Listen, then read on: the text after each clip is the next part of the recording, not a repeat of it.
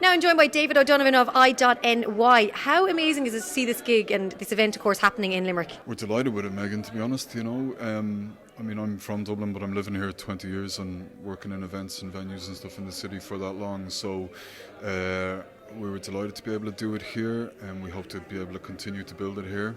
We're delighted it's the third year. That's a big step for any new cultural or festival event, So yeah, we're looking forward to it, and it's funny, we were just saying off mic there to a friend that one of the things we really like about the shows, they're very specific to the festival. There are particular artists or speakers who are coming to talk about their individual relationship with New York, or vice versa, coming from New York to talk about their relationship with Ireland, and they're coming to do it here as part of the festival. So it's not something that gets in a truck the next day and goes to Cork or goes to Galway or goes to London or Manchester to do the same show.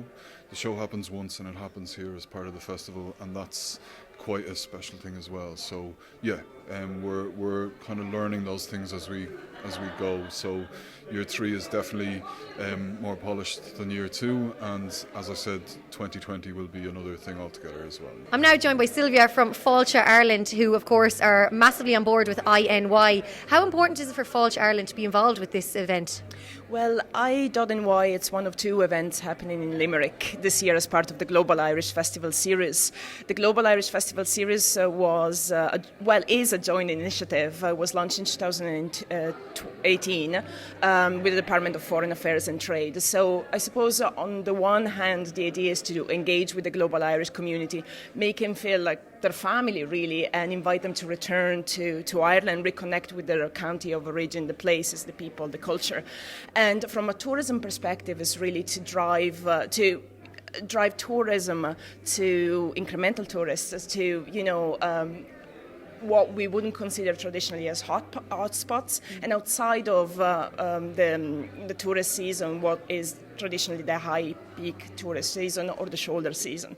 So for us, i.NY is doing just that at the moment, and it's great to see also the program of event, which is of high quality, and that's really important because it engages with the diaspora, and it creates an opportunity for participation, and that's really what the diaspora as a family is looking to forward to.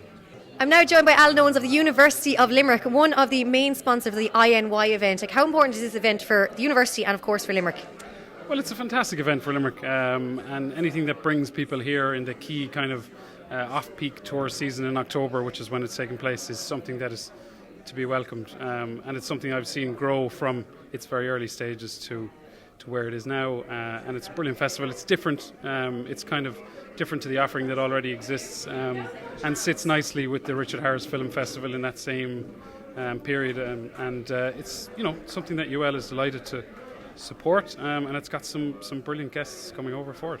Yeah, I saw that Malcolm McCourt is coming over. Obviously, McCourt's a very well-known family of Limerick, and obviously they all moved over to the States. Now, obviously being from the University of Limerick, I think one huge thing that we all know is about the international students and the amount of American students that come over to study here. Mm-hmm. Absolutely, a huge amount of international students from all over the world every year, and this is something that, while it celebrates the American diaspora, it fits nicely into Fáilte Ireland's Global Irish Initiative. So kind of celebrates, while it's about the American diaspora, it celebrates the entire sort of global diaspora, I suppose. And as well as Malachy McCourt, they have people like Jane O'Mara Sanders, who's Bernie Sanders' wife and key political advisor, and she's been here before. She was in the concert hall in the university before for a brilliant and a really insightful event, which was in the aftermath of the previous American election. Now she's coming ahead of the next election. So, as Dave said in his speech, there's a lot riding on that election. So it'd be really interesting to hear her